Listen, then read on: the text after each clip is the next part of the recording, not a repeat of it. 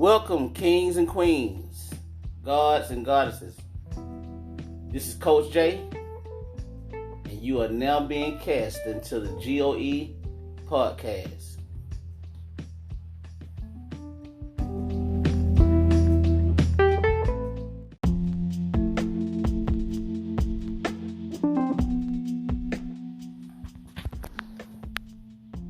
Today's topic is going to be on a topic that I think affects a lot of people. It's a topic that's always being talked about. It's a topic that always comes up on social media. You hear this topic a lot also when you listen to music in today's time. And you got to excuse me because I don't write nothing down. Everything that I really talk about on this podcast is off the brain. I actually did this podcast in order to allow myself and others around me of like mind, a platform where they can come on and just speak their truth, speak exactly what's going on with them, what they feel, without having to worry about retaliation, and things of that nature. But I'm gonna delve into that, a little later on, probably down in my podcasts or whatnot. But right now, I'm gonna stick on the subject, and today's subject is about the OGs. Like, what really happened to the OGs? And what I mean when I say it is, it's like when I came up, growing up in Harristown, OG was somebody who had been down the path that you didn't want to go down, or it was somebody that exemplified what a stand-up individual was. So, for instance, growing up, my OGs was my father, my grandfather. Those were the prominent guys. But I also had family members or people that I knew of too that maybe didn't always do things the right way on society's realm, didn't do things in the manner that most people in society, well, let me change that. Maybe I would say that maybe in society's terms, they didn't walk the norm that society would want you to walk, meaning they were law benders. There were guys that was in and out of jail. Guys that had been through things in their life. Two of my most prominent OGs were my Uncle Boo and a guy in Harristown by the name of Passport. Anybody that's from the area that I'm from, would exactly know who I'm talking about when I say those names. And basically what it is they taught me at an early age that the path that they had went down was a path that I didn't want to go down. And that was because they had always been in the streets doing things, how they would put it, laying the platform or laying the foundation for me not to follow on that same road. And it didn't work. I mean, as a young'un growing up, I had a lot of positive influences in my life. I had a lot of negative influences also.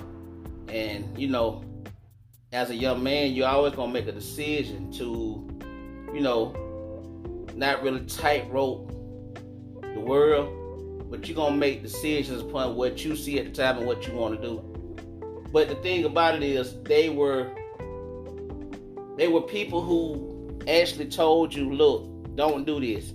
This is not the way to go. Even though it may look glorified on my end as far as what I'm doing, this is not the route that you want to take. And I respected it. In my time of coming up, it was like OGs didn't call themselves OGs. Like, you never heard somebody that was an OG or considered to be an OG, you didn't never hear them say that they was an OG. It's like that was something that was kind of taboo. That was more like a situation where if you was an OG, somebody recognized you as an OG, and they acknowledged that when you came around, or they acknowledged that through conversation if your name came up. But you didn't walk around and say, my name is OG such and such, or I'm such and such OG or whatever. Like I'm his OG, I'm her OG, I'm whatever. That didn't happen because it was about someone exemplifying your work or your passion and saying that we anoint you as such, like we anoint you as king or whatnot. We anoint you as OG. But it's like in these days and terms, it's like people using the term of an OG like they use it loosely. They make it like it's an OG is somebody that just, I can call myself an OG because they don't know who I am or they don't know what's going on. And, everybody else that see me is going to treat me with respect because I'm an OG. By me calling myself an OG. That ain't how it works. And that's the problem that we're having in today's time. And just to clarify, so I won't get off subject, but just to clarify what I'm saying about what happened to the OGs is, this is the reason why we're having the problems that we're having in society right now when it comes to our young males. Well, let me be more specific, our young black males.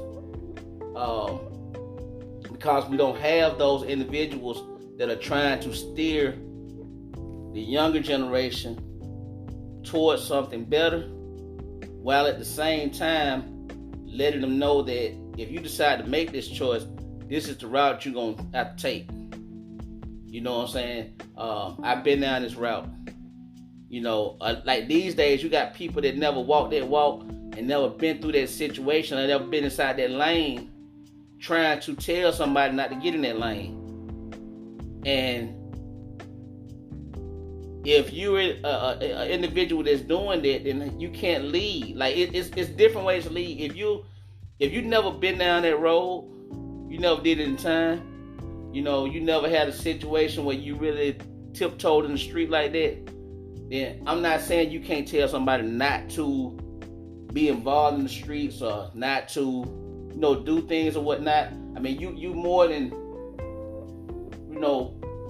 righteous to be able to say, hey, look, I never walked that walk before, but, going to jail don't seem like the thing to be.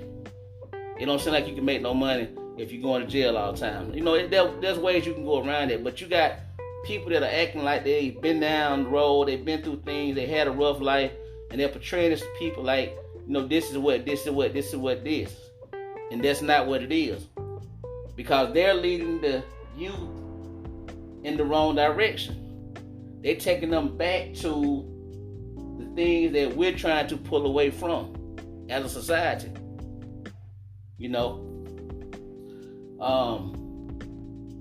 When I look at a situation, like I'm saying about people leading in the wrong direction, it's prevalent.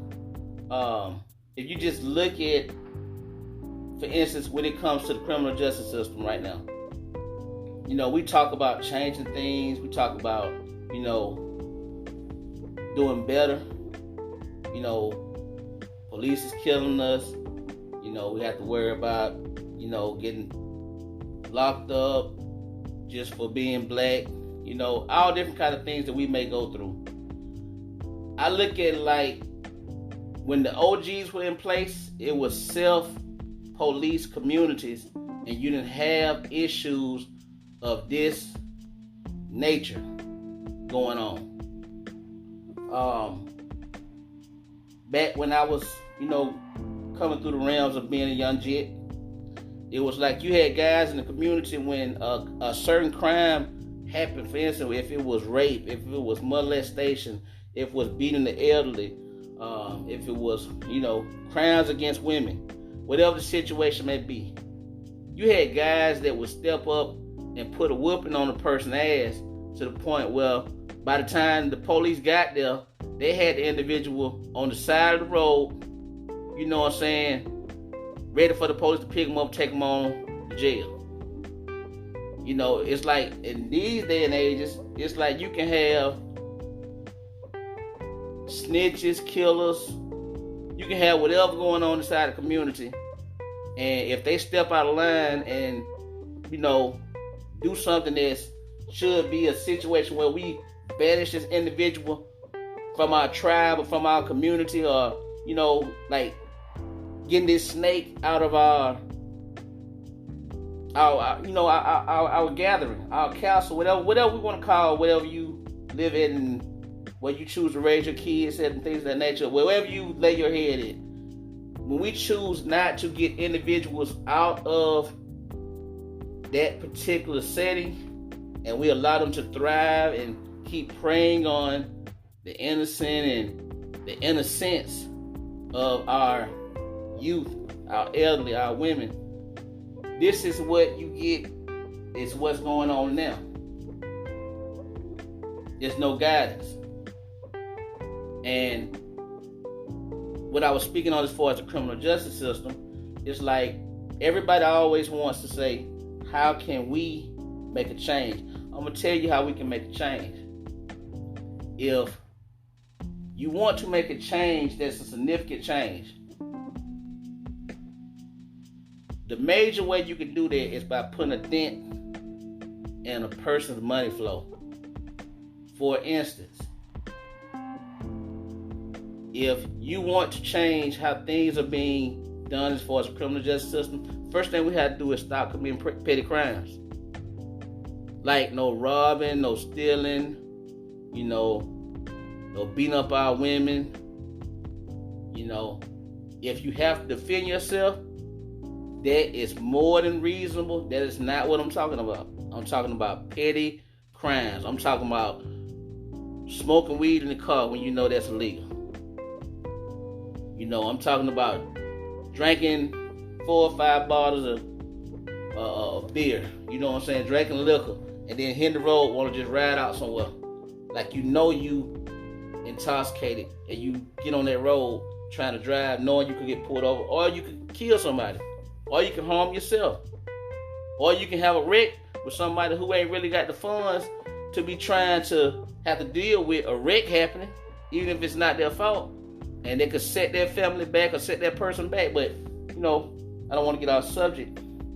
But you got a situation where if you don't commit petty crimes, what you do is you start lessening the amount of police that will be needed. When you stop committing petty crimes, then you start to put a dent into the court system, because the police aren't locking people up. They aren't writing traffic tickets. They're not,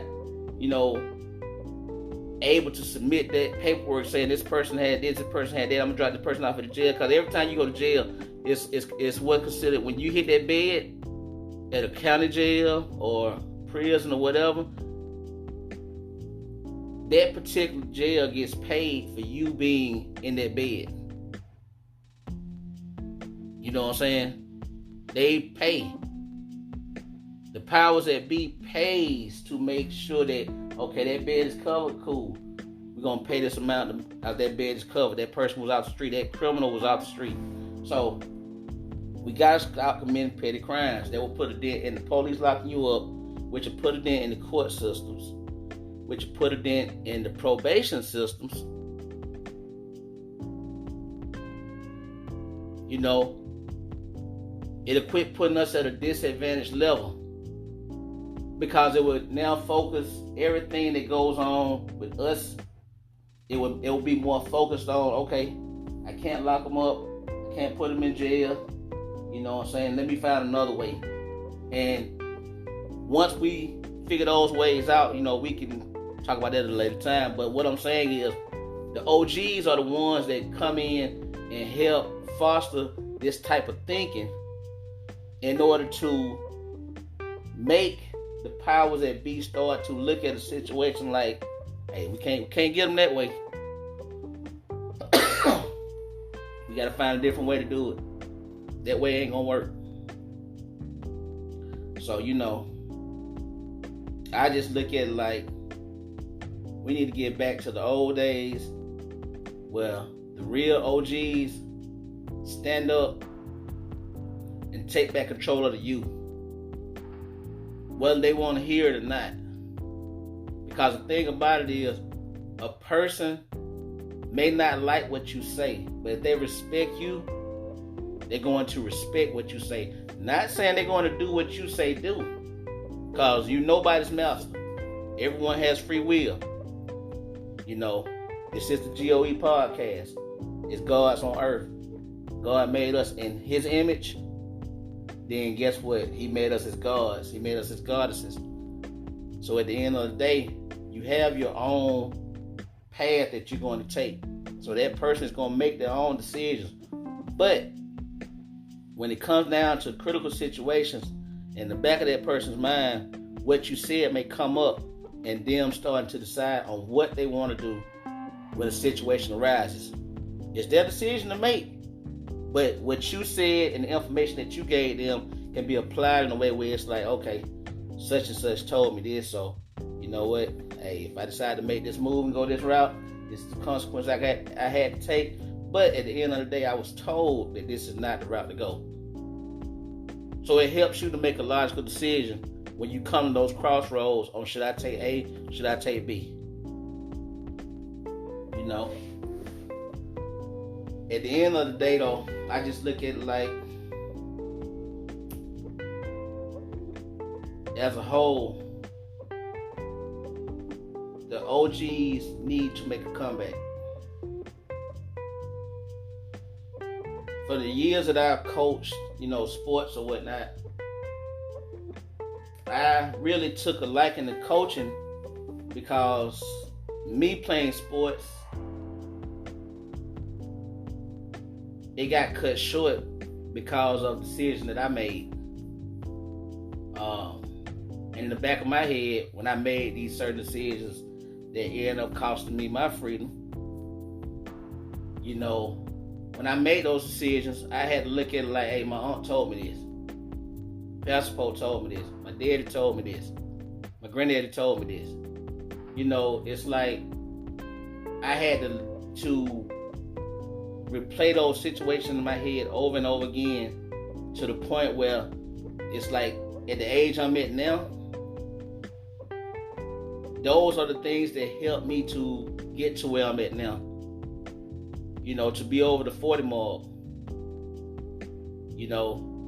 Those little seeds they planted is what helped get me to this point. And it what also drove me to coaching, because I felt like at the end of the day,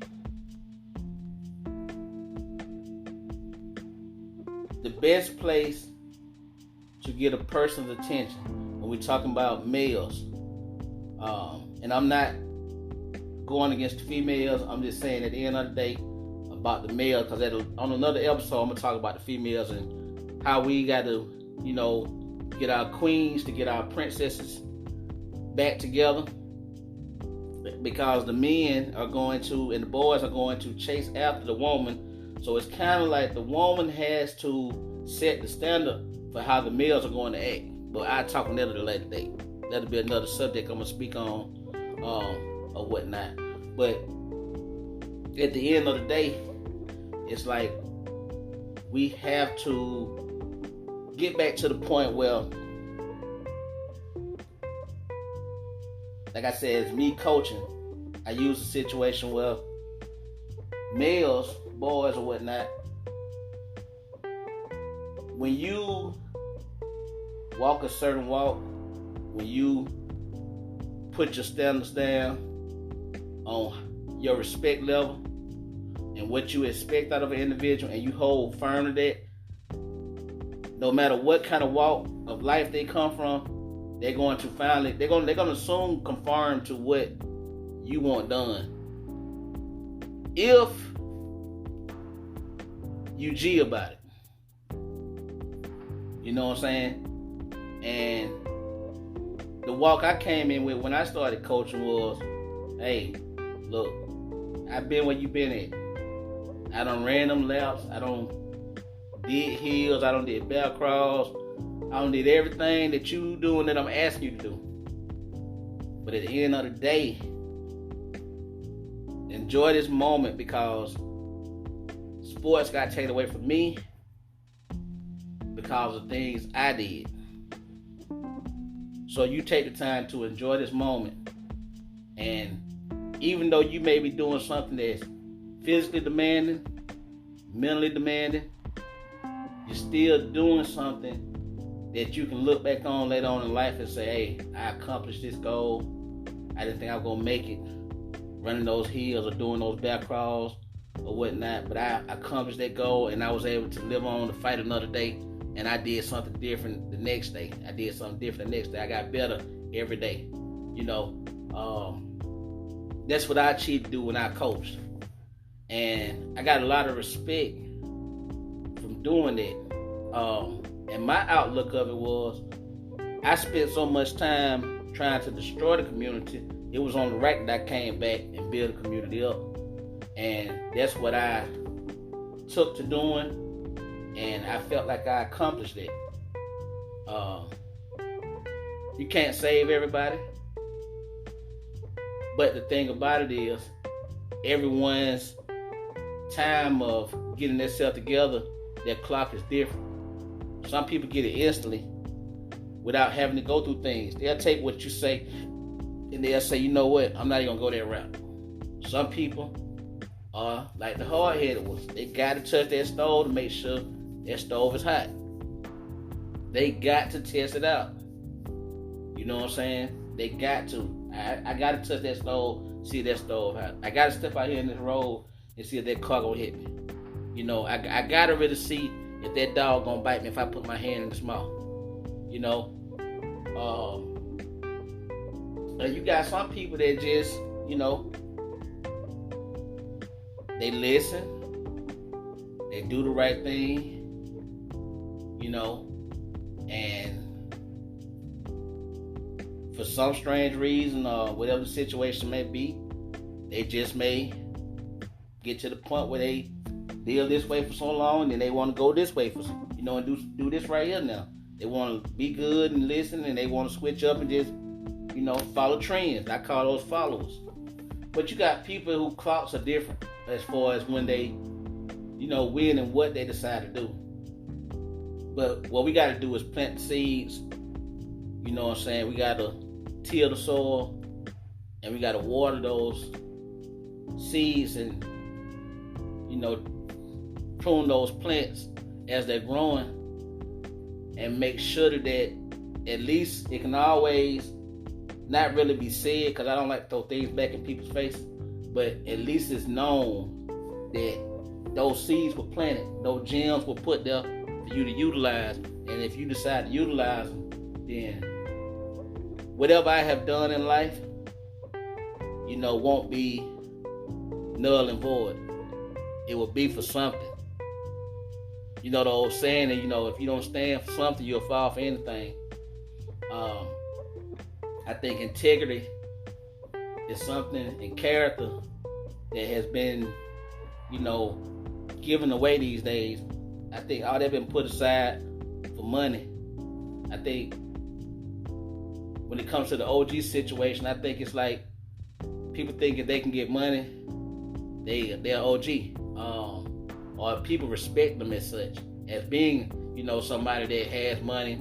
If you really want to test the will of a man, it's one thing you can give them, that's power. Power's going to show you what an individual is at the end of the day. It's going to show you what their character is, because your character is your character. What you are is what you are. If you're an asshole, you're going to be an asshole, with or without the power. Power just going to increase your assholeness, if that's a word. But if you're a good person, the power is going to increase your goodwill, But you got people that, like I said, when they come back to the followers, what I talked about, a few minutes ago, you got some people that, really aren't wolves. They really aren't lions. They really are sheep. They're sheep for real. And those type people, the power can make them go from being a good person to a bad person. It can make them overuse their power, to oppress another. That's just the laws of nature. But, at the end of the day, that's where we got to as stand-up guys, as kings, as queens, as gods, as goddesses. We have to take a stand and say, you know what? No matter what my financial situation is, no matter what kind of car I drive, what kind of clothes I wear, I got a story to tell. I got people to save. Put the information out there to anybody that'll listen. And if you only can save one, you have done your job.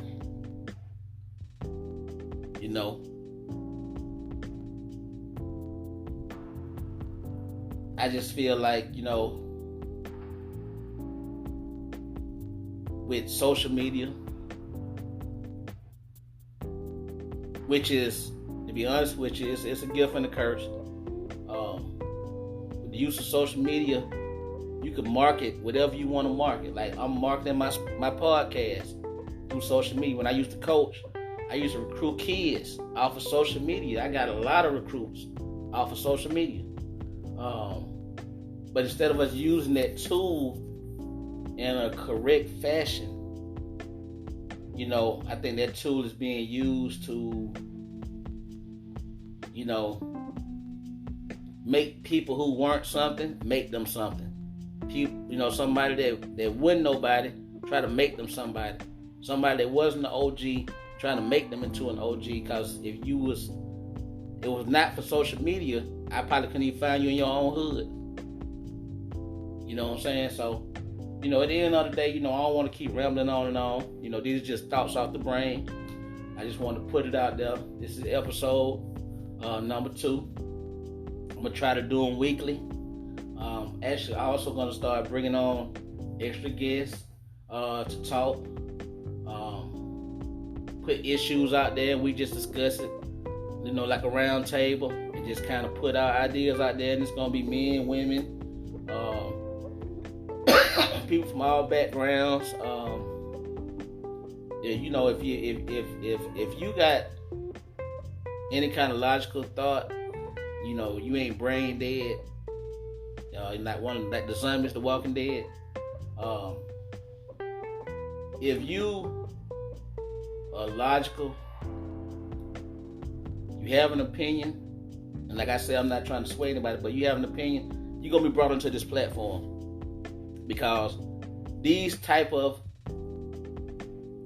common sense,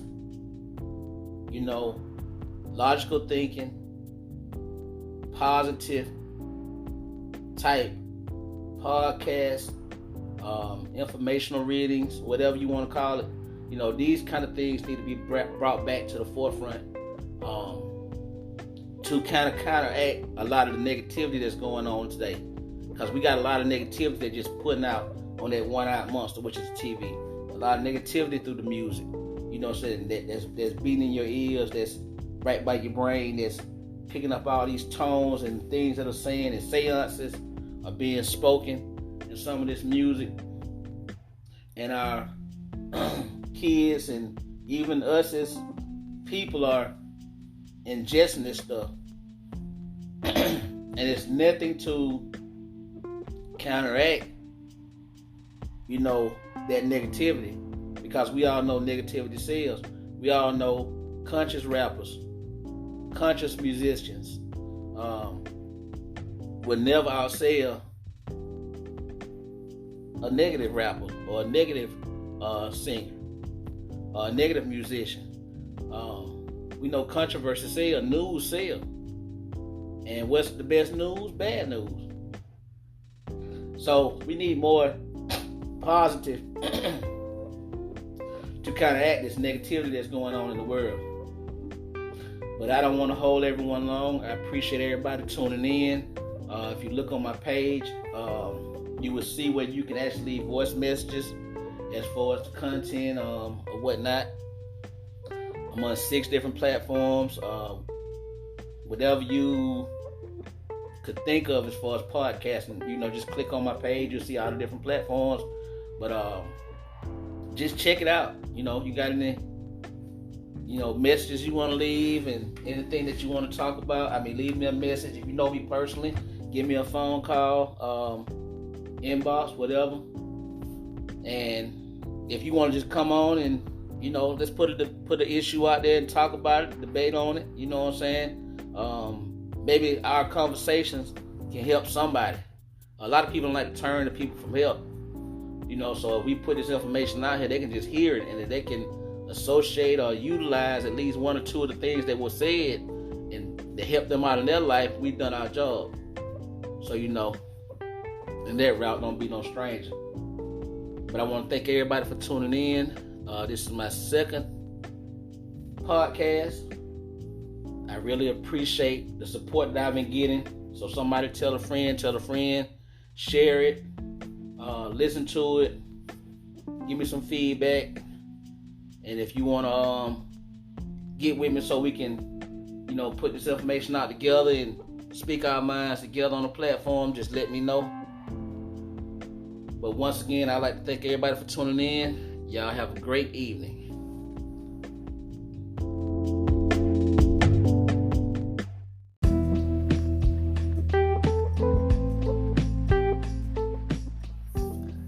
Keep them squares out your circle and don't take no wooden nickels. Love, family.